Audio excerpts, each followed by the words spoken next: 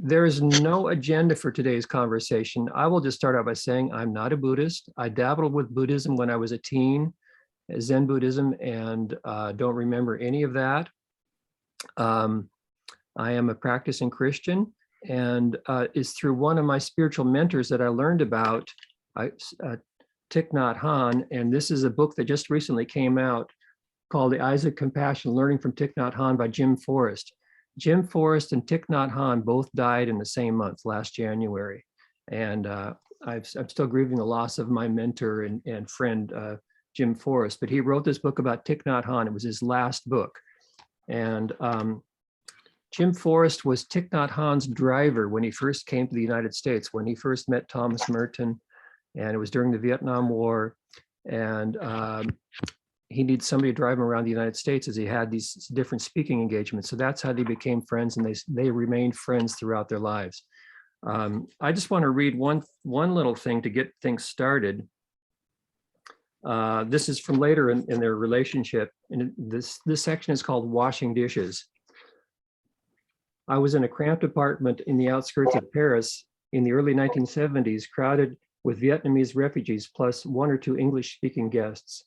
At the heart of the community was the poet and Zen master Thich Nhat Hanh, whose name at that time wasn't widely known. An animated discussion was going on in the main room just out of earshot, but I had been given the task that evening of doing the washing up. The pots, pans, and rice bowls seemed to reach halfway up to the ceiling in that closet-sized kitchen. I felt greatly annoyed. Stuck with the infinity of dirty dishes, I was missing the main event. Somehow Nhat Hanh picked up on my irritation. Suddenly he was standing next to me. "Jim," he asked, "why are you washing the dishes?" I knew I was suddenly facing one of those very tricky Zen questions. Saying it was my turn wasn't adequate. I tried to think of a good Zen answer, but all I could come up with was, "You should wash the dishes to get them clean." "No," said Nhat Hanh, "you should wash the dishes to wash the dishes." I've been mulling over that answer ever since, more than 4 decades of mulling. I'm still in the dark, but what he said next was instantly helpful. You should wash each dish as if it were the baby Jesus. That sentence was a flash of lightning. While I still mostly wash the dishes to get them clean, every now and then I find I am, just for a passing moment, washing the baby Jesus. I've recovered the awareness of the sacred space includes the kitchen sink. And when that happens, though I haven't left the kitchen, it's something like reaching the Mount of Beatitudes after a very long walk, in part thanks to the guidance of Buddhist monk from Vietnam. So I thought I'd start with that little quote. It helps me to realize the sacredness of everything that we do, and to be mindful of that. So that was my introduction to Nhat Hanh. Was, like I say, in the past 20 years. I mean, I wasn't aware of him in the 60s, but like I say, just more in the past 20, 25 years or so. So Gwir, what about you? I mean, since we decided to anchor this conversation, but we want to open it up to everyone.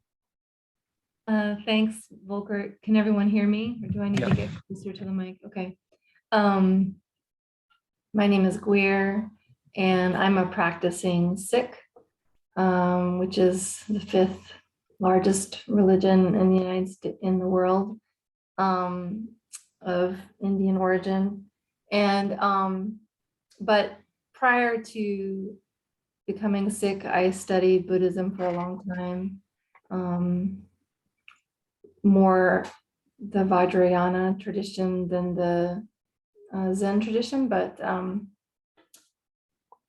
I guess for me, when Volkert invited me to do this conversation, I was like, okay, he's a peaceful guy. I can get into that. And then Ukraine happened, and when there's Thich Nhat Hanh kind of emerged out of the same time frame when Buddhist monks in Vietnam were setting themselves on fire in protest of the war, the U.S. incursion there, and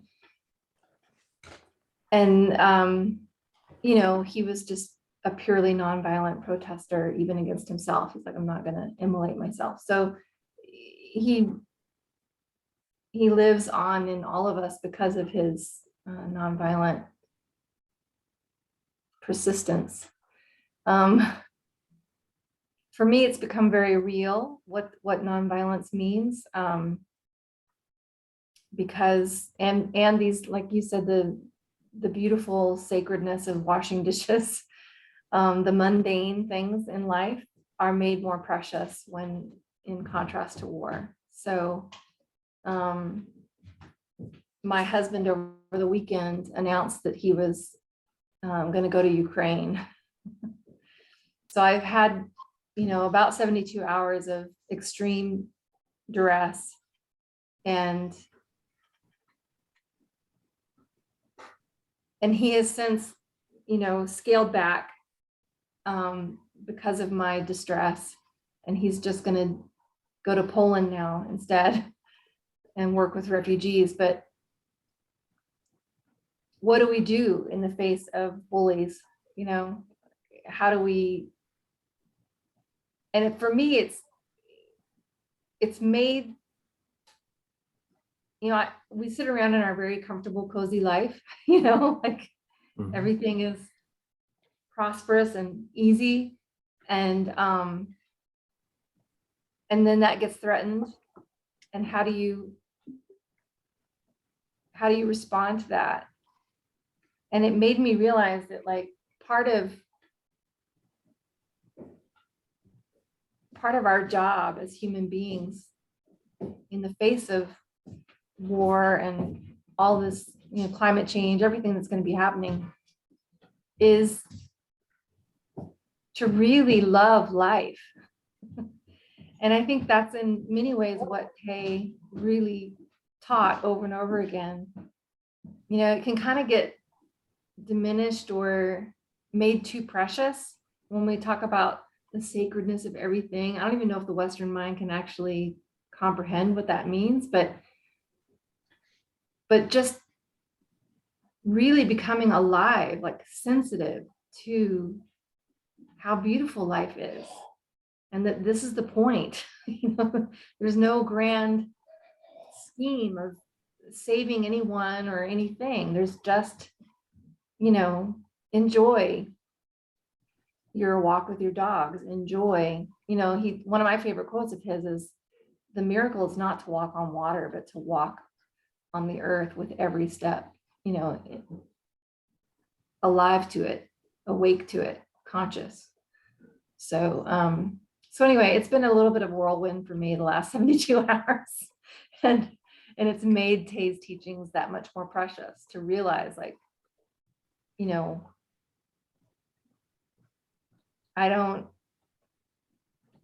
I never believe that war is the right choice. I never believe, like, even against bullies, like, how do we respond? So anyway, that's enough from me. Thanks. Thank you. And I want to clarify for those of you who may not know, she's using the word Tay, which is the Buddhist word for teacher. Is that correct? I'm not sure. It's what his students call him. Tay. Yeah, Tay or Tay, and it's a term of respect for Thich Nhat Hanh. Just wanted to clarify that. Yeah, I would say that this war in Ukraine, which is so obviously an invasion of a peaceful people, has really tested my peacemaker leanings in ways that because I protested against the Vietnam War. I've tried to live a peaceful life my whole life, and even more so in the past 20 years. This is really testing me. And so for you to say your husband wants to go to Ukraine, I get that completely. I mean, I feel like I want to do something. And I will say that we're planning to have a music festival this summer and give the proceeds to Ukraine refugees. So that is in the works as well. I would love to hear from some of you others and find out, how did you learn about Thich Nhat Hanh, or what do you know about him, or how has he touched your life? Does anybody else want to pipe in on that?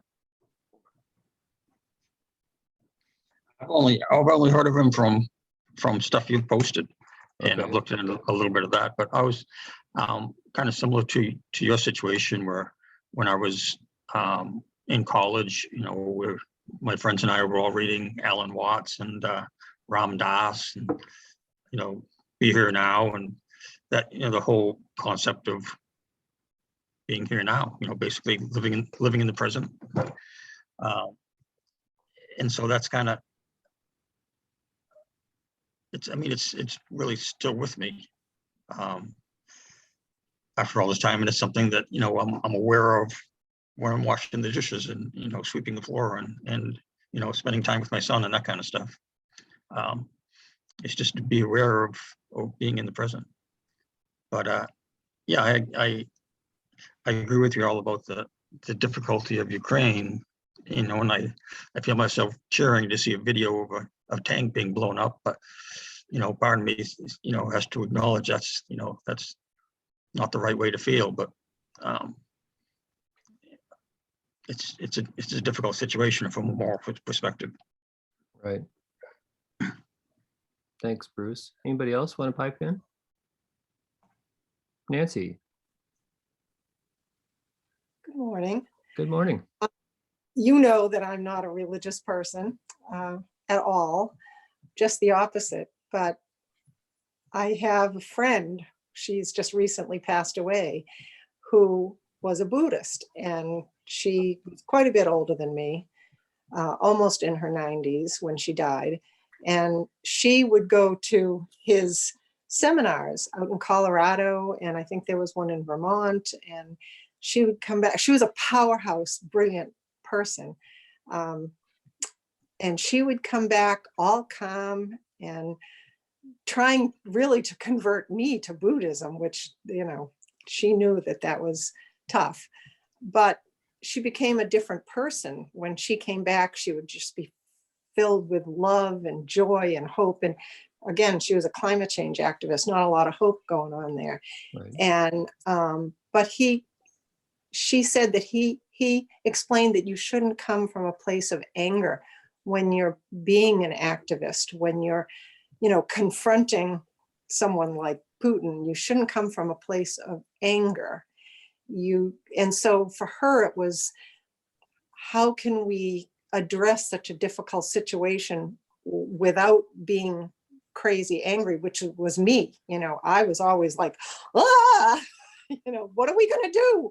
Mm-hmm. So we worked together on a lot of projects, but she was always the calming voice who would say, we have to be clever and we have to be calm and thoughtful. And she also talked about the way he walked. I guess people would walk with him, and he walked very deliberately and very slowly, which, for most people in today's society, if you come from the Boston area or New York, you don't walk slowly. No.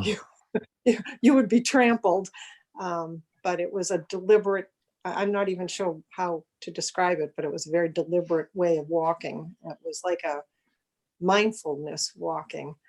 So, and I have read his books, and I just think it's a wonderful way to live. And I think we all, especially right now with Ukraine, have to adopt some of his practices and his ways of thinking, or we'll go crazy. Not all of us can just go, or I don't think I could consider going to Ukraine or Poland. I'm not that brave. But I would like to do whatever I can do from here to help the situation.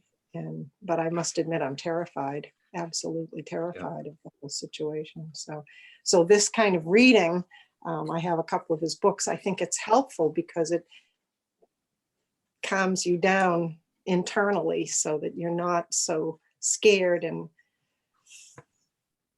Right. Yeah. so, and Well, when what- she died, I must say her death was, because of his teachings, her death was a little more beautiful than other people's. There wasn't a lot of fear, and she knew it was happening. It makes me very teary, but Yeah. it does help at the end of your life to read his books. Right. Well, one of his books that I have is called Living Buddha, Living Christ. And I wanted to say, one thing he stresses in here is you don't have to be a Buddhist to follow his teachings, and you choose not to practice any religion. I choose to practice one religion, Gwir practiced a different religion. And that's the beauty of his teachings, is I think it crosses all persuasions. Right. And that, because I've kind of avoided having talks about religion as part of the DubHub because it could possibly get controversial or uncomfortable. But with a person like Thich Nhat Hanh, where he transcends all of those barriers, that's why I thought it was safe to have a conversation about him. And so he says, you know, whatever you do, take it back to your tradition and make a part of your personal practice, whatever it is. Mhm. Good, Volker. Yeah. Anybody else? My animals are not practicing peace. Yeah. I almost got attacked. I wanted to say he really popularized the walking meditation that's very found in contemplative practices now across different traditions. But that mindfulness walking is really something he brought to the West. Yeah, I was hoping we'd get to walking meditation because I've incorporated that into my practice. I'm a member of the Eastern Orthodox Church, which sadly the Russian Orthodox Church is affiliated with us. And right now I'm not too pleased with what's going on over there, obviously. But in the Orthodox Church, we have a prayer that's called the Jesus Prayer. And the long version of the prayer is, Lord Jesus Christ, Son of God, have mercy on me, a sinner. But the short version is just Lord have mercy, which translated into Greek is Kyrie eleison. So I have made that 4 beats, Kyrie eleison. And when I walk, I either say, Lord have mercy, or Kyrie eleison, and it helps me focus my mind. And I walk frequently out here on Windy Row or on the paths near here. And I try to focus my mind with that prayer in line with my steps, so it keeps a regular beat. And I also find that quite often I get some of my best ideas for songs, because I am a songwriter, while out walking to the beat of my steps. So many of my songs are to the beat or to the rhythm of my steps. But it always comes from that place of trying to be mindful, slow down, like you say, Nancy, you know, and Gwir, and just be mindful of each step as you go, you know, on your way.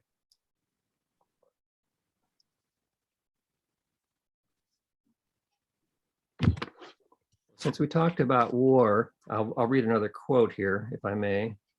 I actually wrote a song about this after reading this. Jim has written this story several times. This section is called, well, I won't even give you the title because it gives away the story. One of the persons Nhat Hanh had long hoped to meet while in the United States was Thomas Merton, the Trappist monk and widely read author who was known for his opposition to war and also for his deep respect for Buddhism. In late May 1966, Merton welcomed Nhat Hanh plus John Heidbrink of the Fellowship of Reconciliation staff to the Abbey of Our Lady of Gethsemane in Kentucky for a 2-day visit. The 2 monks stayed up late into the night in Merton's hermitage, sharing the chant of their respective traditions, discussing methods of prayer and meditation, comparing Christian and Buddhist aspects of monastic formation, and talking about the war. Merton started their exchange by asking what the war was doing in Vietnam. Everything is destroyed, Nhat Hanh replied. This was, Merton told the Trappist novices in a lecture a few days later, truly a monk's answer. No long-winded political blah, blah, blah, but the situation encapsulated in just 3 stark words. Everything is destroyed. And that's, I keep thinking of that quote as I see the video images of what's going on in Ukraine. I mean, literally everything is being destroyed over there. There's no mercy being showed by the Russian invaders. Who knows what the answer is to that situation? I mean, we know what the answer is, but who knows how it's going to be resolved?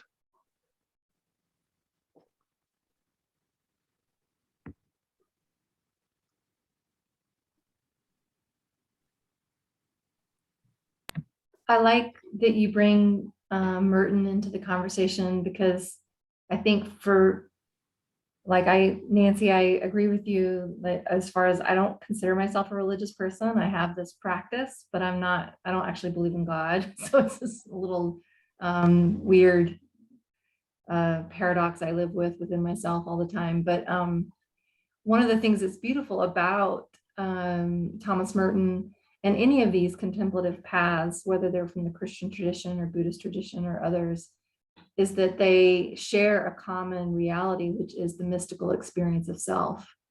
And so Thomas Merton's work, New Seeds of Contemplation, Seven Story Mountain, all these books that he wrote are really about that same internal dialogue with the sacred and observation of the sacred outside in the world. And so knowing that they had a relationship and a kinship along those lines really makes sense to me. Merton was quite influential for me in my early 20s. And then I moved more toward Eastern philosophies later in my life. But yeah, I don't think we have to believe in anything to have these experiences within ourselves that lead us to, like you say, peace of mind as we approach our death, or peace of mind in the midst of such terrible atrocities in the world. So it's really about engaging with the richness of life, and that these other things are part of life, but the preciousness of life is worth paying attention to. Right.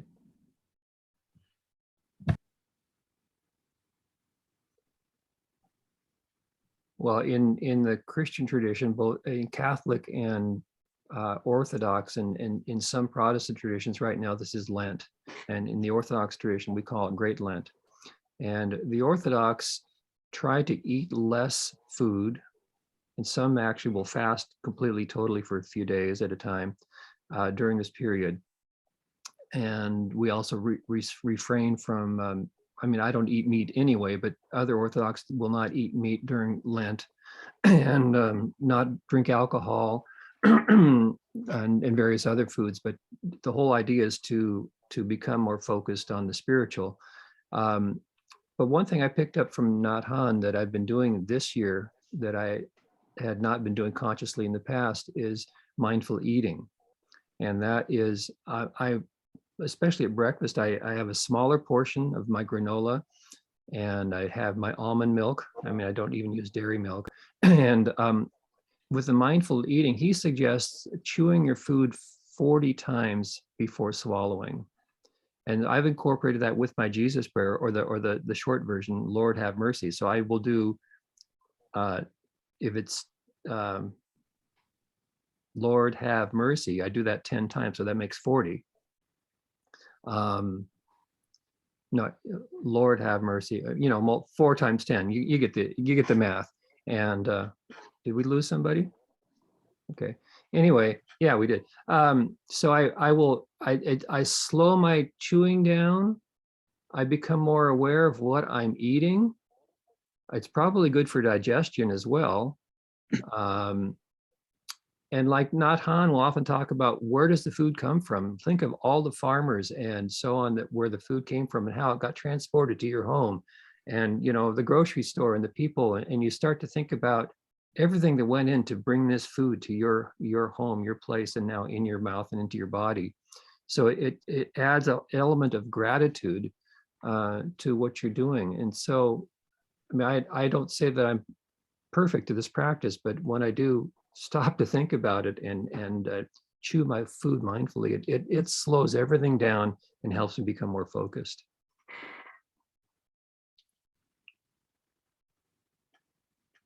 Years Yes. ago, I went on a retreat, a 10-day retreat down in Massachusetts to learn how to practice Vipassana meditation.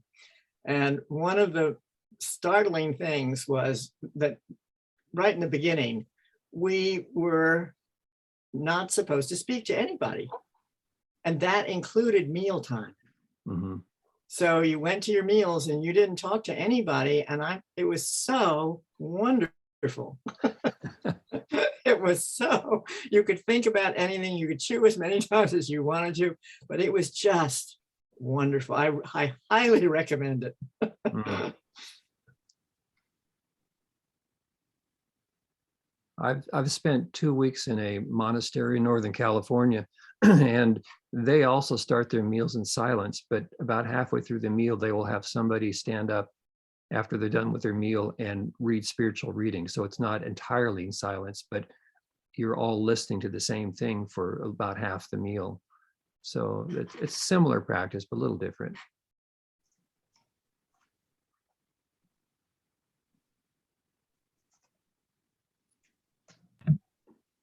The beauty of Zen is the simplicity of the teachings, right? So, you wash the dish to wash the dish, not for any other outcome.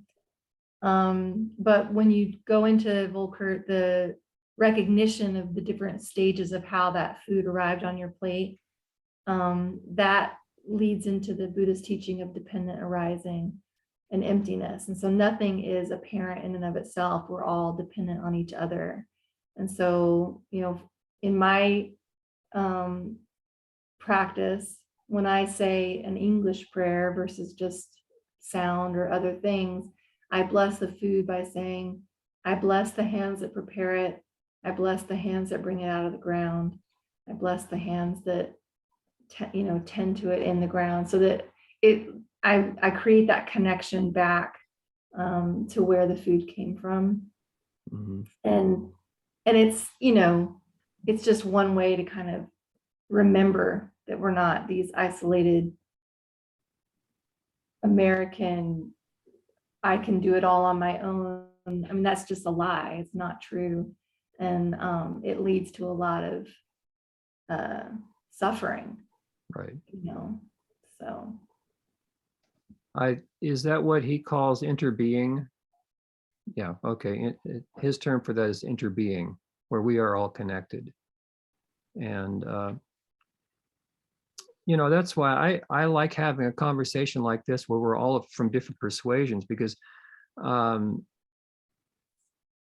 I'd rather hang out with people that are interested in peace, personal peace, and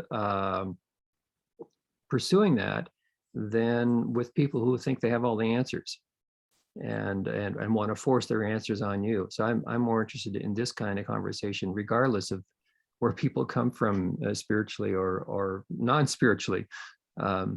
So that's where I'm at. Another practice that Thich Nhat Hanh has helped me with, and again, I'm not expert at this, is just to simply sitting in silence, sitting in this same chair that I'm in right now. And he says, sit up straight, put your hands on your legs, on your thighs, and close your eyes and breathe in and breathe out. Pay attention to your breath. He has various phrases he suggests in his various books of what to say. And maybe some of you are doing something like this. And if you do, I'd love to hear what your practice is. But again, I try to incorporate the Jesus prayer or the Lord have mercy, and inhale on part of it and exhale on part of it and focus on the breath. And then to start to listen. I listen to, and I have tinnitus. So first thing I always hear is my tinnitus. And after that, I try to listen to what else is going on around me. And, in the springtime, it's the birds or the wind rustling the bushes outside my window, and become aware of the warmth of the sun. And I'm usually burning incense, so the smell of the incense, but to focus, and even for just 10 minutes. And that's what he suggests to start out with, because I'm like I said, I'm not an expert, but to just be able to pay attention to your breath and to your immediate surroundings is a way of getting centered and calming down and slowing down and being aware of your place in this world, I guess you could say. Does anybody do something similar to that?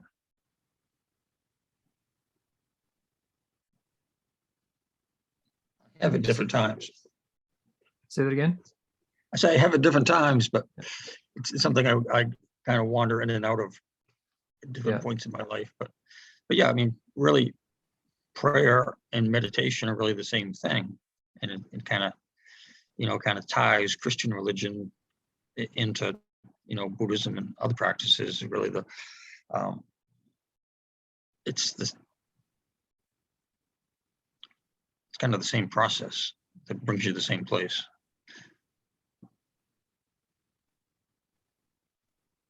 Nancy.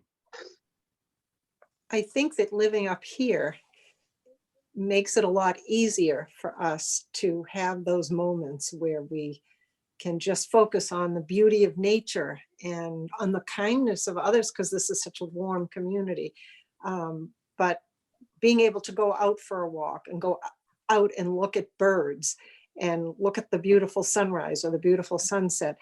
So we kind of have an advantage up here of being able to live that way and more connected with nature, and connected with neighbors and community, as opposed to, living in a more suburban or urban area, so I think it is a tad easier to live that way up here. So we're very fortunate. I agree, but ideally, I think he says in some of his writings, and I may be mixing him up with other writings I've read, that you should be able to attain that same sense of peace no matter where you are. Like you say, Nancy, I can walk out my door and go straight into the woods and be with the trees and the birds and the squirrels and just appreciate what I have right here. So, and I grew up in the city. I grew up in Seattle, with cars going by all the time. And somehow, ideally, you should be able to attain that same kind of peace no matter where you are. But I would agree, it's much harder to do in an urban or a suburban environment. I think in the city, you're just being bombarded with noise and unnatural kind of events, whether it's sirens. I would be having a phone conversation with my son who lived outside of New York City in Bronxville, and I would hear sirens talking to him on the phone. And it was like, how can you live with that kind of extraneous noise? I enjoy the peace and quiet, and enables my mind to settle and excuse me. Yeah. relax within myself. So it is just a wonderful place to live if you want to be able to. But lately, it's just nearly impossible with the news. I have to limit myself because it's going to make me crazy. Yeah. Good time to be reading his books and thinking about what could be and how the world could be. Yeah. Well, I will say that even as I was setting up my computer for our session today, Sandy had the dryer running, and I had to get up and check to make sure it was going to be done by the time we started our session, because even the noise of the dryer is kind of affecting my spiritual state. So yeah, I get that whole noise business. But then often the noise that's the hardest to deal with is the noise that's inside your head. Yeah, I agree. Yeah, good point. Well, I mean, that kind of relates to something else I was thinking about is I'm a reader, I'm a lay reader. I'm not a tonsured reader, but I'm a reader in the Orthodox Church. And that means reading portions of the Psalms and portions of other scriptures at certain points during the service. And when I first started reading, I would just rattle off the words as fast as I could. And in the past month, I started thinking about Nhat Hanh and his teachings and realizing I just need to slow down. There's no reason to speed these words up. And I've been very consciously, and not always successfully, but very consciously trying to pay attention to each word and slow it down and look at groups of words that belong together, small phrases, and say them as phrases and as the breath connects with the phrase. And people have commented that they can understand me better when I do read those portions. So again, I'm trying to apply this mindfulness to my practice in my church as well. Yeah, and the test of any practice is, can you take it, what's called off the mat, like, yes, we can be here in New England in this pristine environment and feel very relaxed and at ease because it's more suited to the human nervous system, the pace and all of that.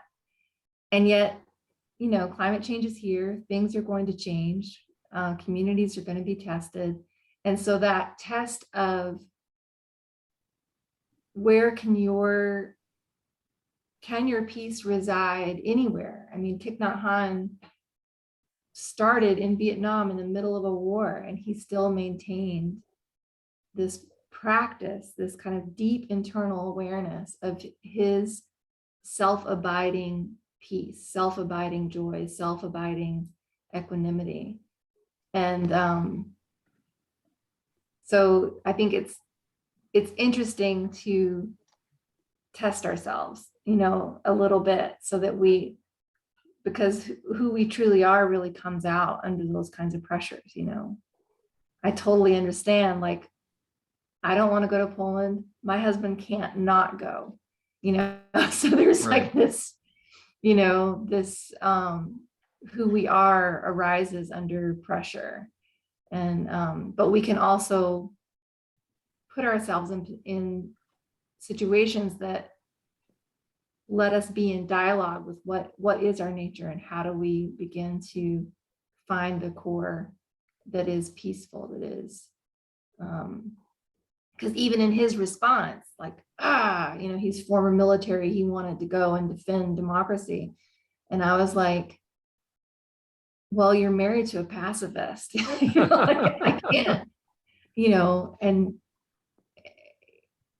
I don't want you to become cannon fodder, you know. So Right. is there a way for you to respond and feel like you can be active and not just recklessly give your life away?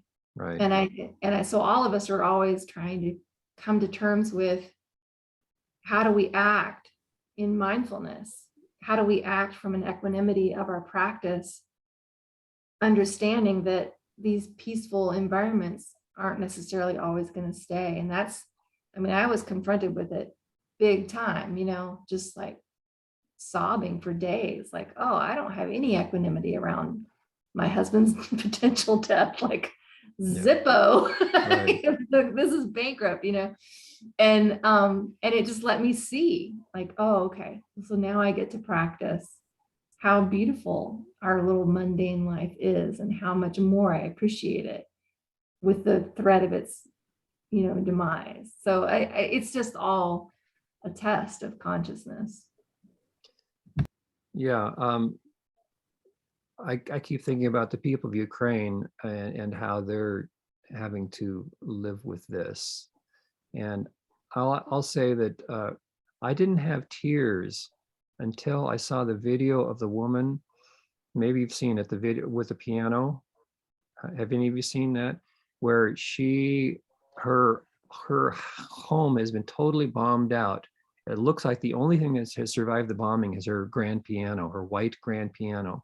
And so she goes in, she lifts off the cover, she dusts off the keys and starts playing. And I think it's Rachmaninoff. I'm not sure what she's playing, this beautiful music. And somebody was taking the video of her playing. And then the music keeps going, and they pan through the rest of the home and show everything destroyed. So you see, the piano is who she really is. That's her life. She's invested her whole life in being this amazing pianist. And then you see what the destruction has done. And so I just started weeping uncontrollably when I saw that, because as a musician, that kind of just touched a chord in my life. And the other video that I saw is this little girl singing in a bomb shelter. I don't know if you've seen that one. Beautifully singing. And it's like trying to find a place of beauty and peace in the midst of this horrible hell that they're living in right now. And I think that's a little bit of what Nhat Hanh is trying to communicate to us in his teachings. And, you know, like you say, he came from during the time of the Vietnam War, and trying to still communicate a message of peace in the midst of that horrible mess that we had back then.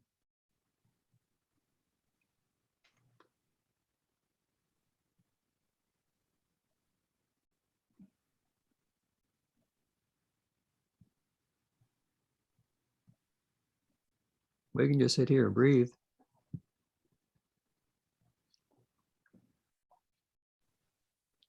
Gwir. maybe we could, maybe you could start a walk where we would do a mindfulness meditation walk from, you know, from A to B for peace. And, you know, if it were explain first the meaning of that type of walk, I think that a lot of people would want to participate. I'm ready to get out there and do something like, I don't know what. We Yeah. have to do more than just, like you said, we're going to do some music in the summer and raise some money for refugees. That's good. But I think we need to show that, you know, we're concerned, that we stand with those people. And, you know, that just would be kind of, to me, important. And a lot of people, I think, would want to participate in it. So if you're ready, you can organize something like that. Well, as you may have seen from my hubbub a couple of weeks ago, Maria Finnegan, who I didn't realize when I first met her, is Ukrainian, or she's Oh. full-blooded Ukrainian, but born in America. And she married a Finnegan, so obviously he's Irish. So you don't know it from her name. And she organized that little, I guess you could call it a vigil at the corner of 101 and 202, which I participated in 2 weeks ago. And I thought she was going to continue something like that, but we might want to ask her if she wants to help in some kind of walk. But I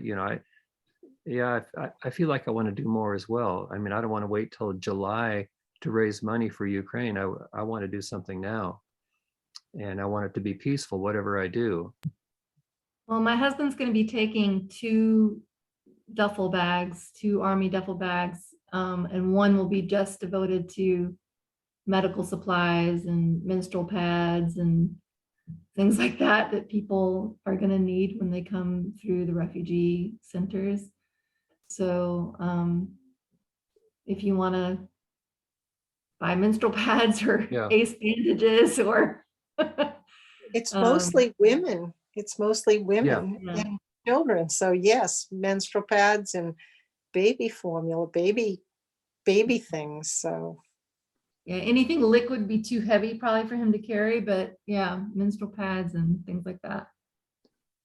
Does he have a list of things he's looking for, or do you know? Or We have a list from a hospital of what they need, but it's not anything that I think, unless you work in a hospital, we would have access to. I mean, I'm going to go to Rite Aid and see if they have, but they're, you know, they're kind of more intense emergency room type supplies that are being requested.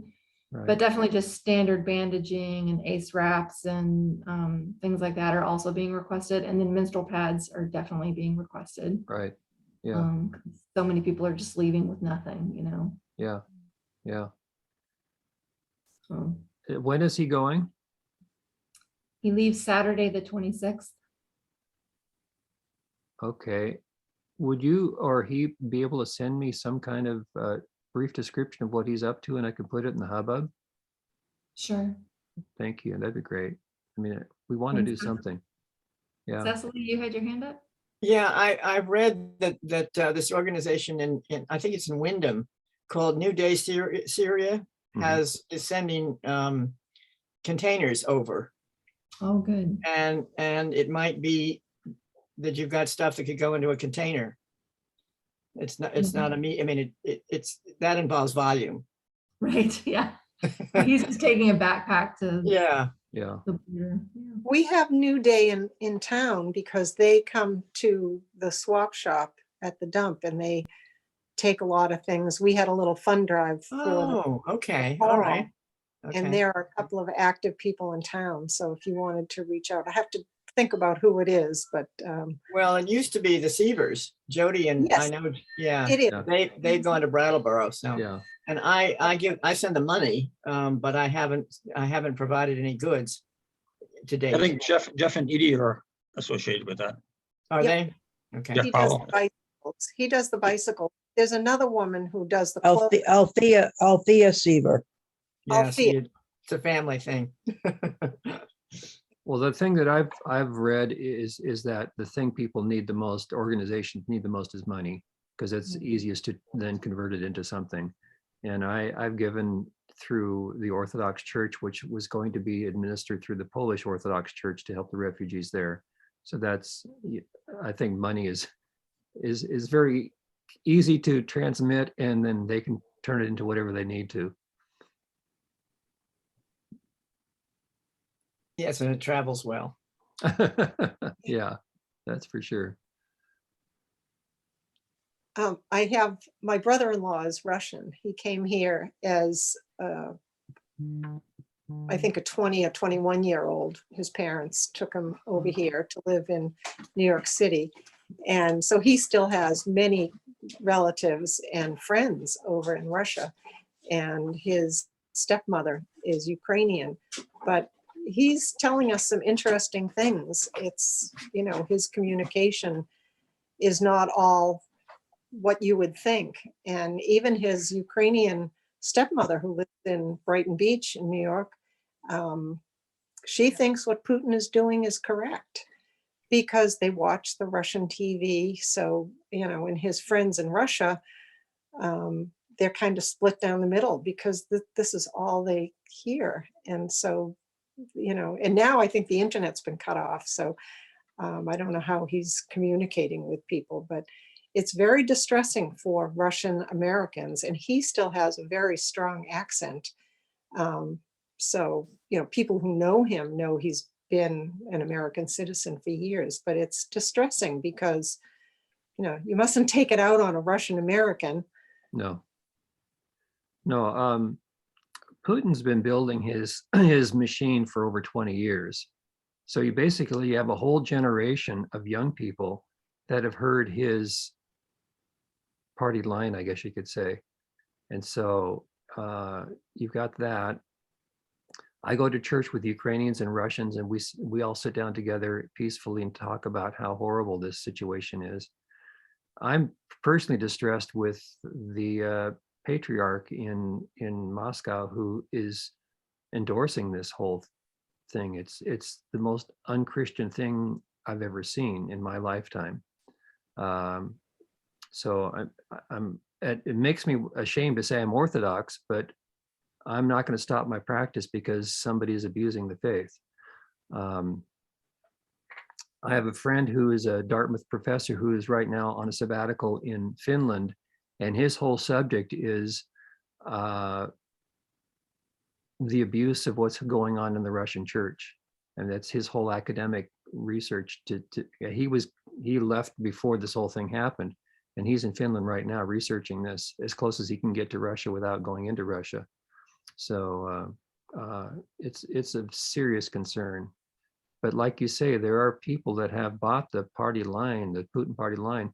I'm also concerned, you know, when we do the sanctions against Russia, we are not only hurting those who have bought into Putin's line, but also we're hurting the people who don't.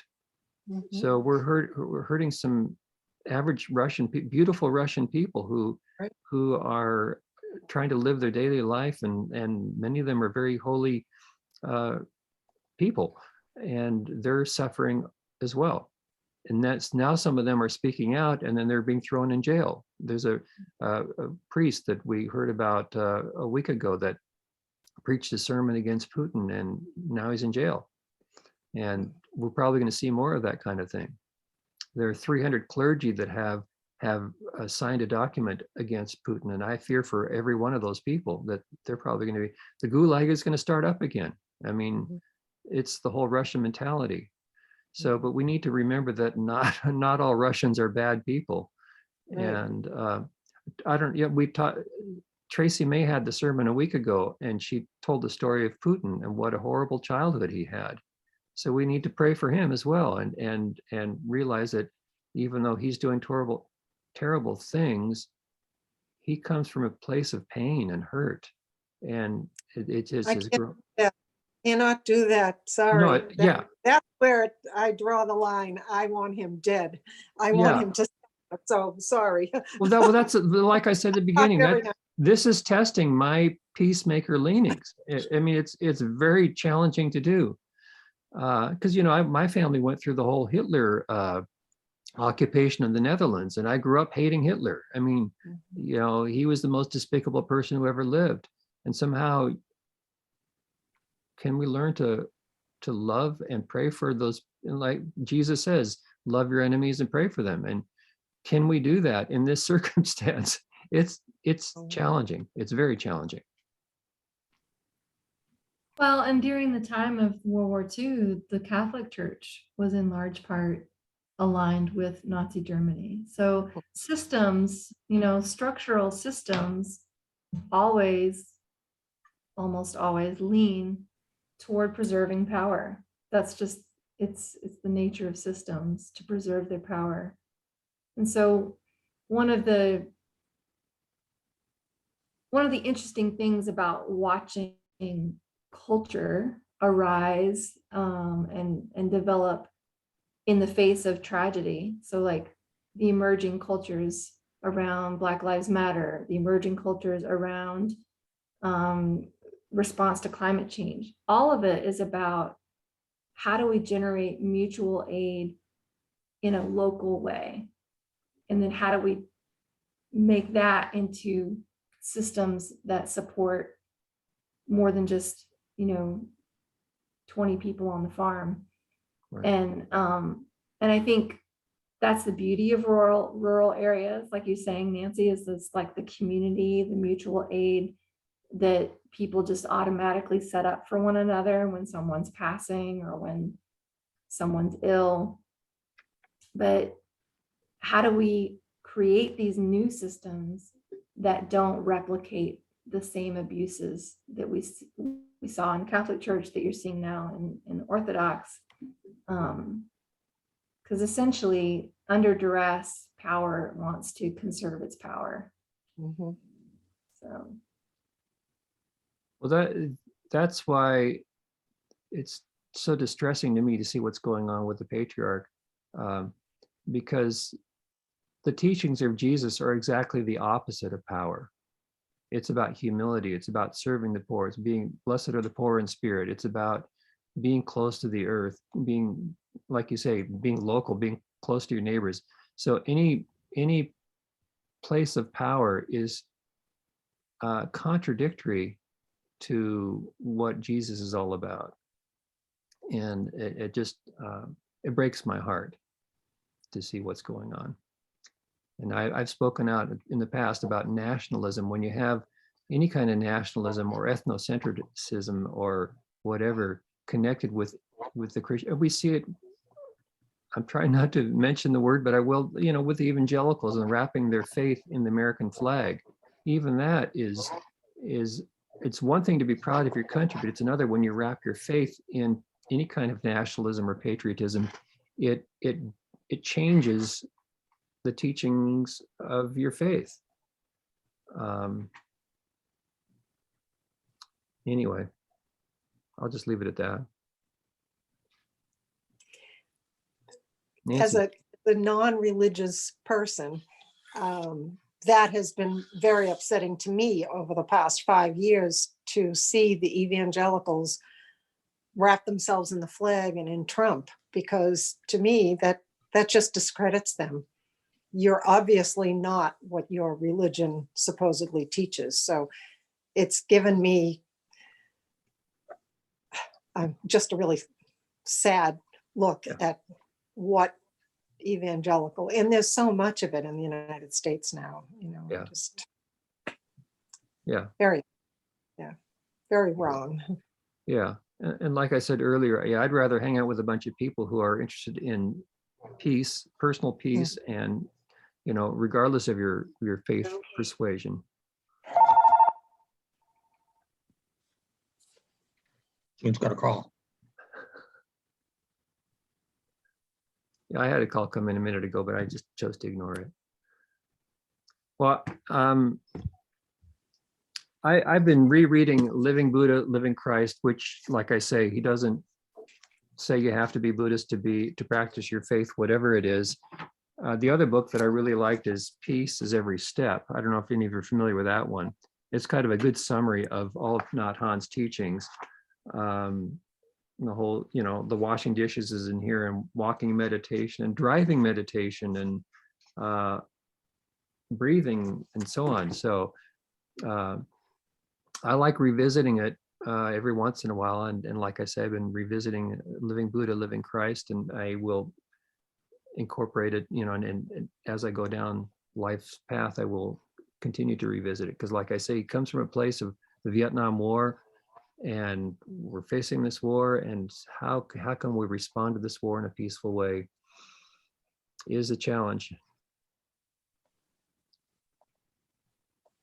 Well, I'll just close with this thought. Zen, as it relates to Buddhism, is about simplicity.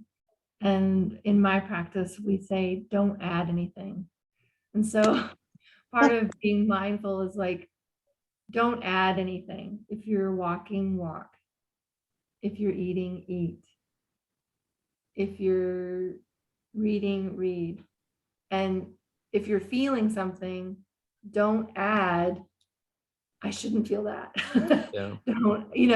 Don't add anything. Like, just the simplicity of Zen is just, this is that. And so be that. Right. If you're breathing, breathe. Can Yes. I leave with, I will leave with a quote from him. To be alive is a miracle. Amen. I think it's a good place to wrap things up for today. I thank you, Gwir, for co-hosting this with me, because we had no idea how many people would show up, and thank you all for joining us. Do you all agree that I can go ahead and make this public in case anybody wants to see what we had to say today? Mhm. Okay, I'll just make it available on the newsletter, and we may have a few people who want to see what we had to say today. So thank you all for joining us today. It was a enlightening conversation, and I wish you peace for the rest of the day. Thanks, and see you Well, later. thank you. Okay, Thank you. Thank you, bye. everyone. Bye.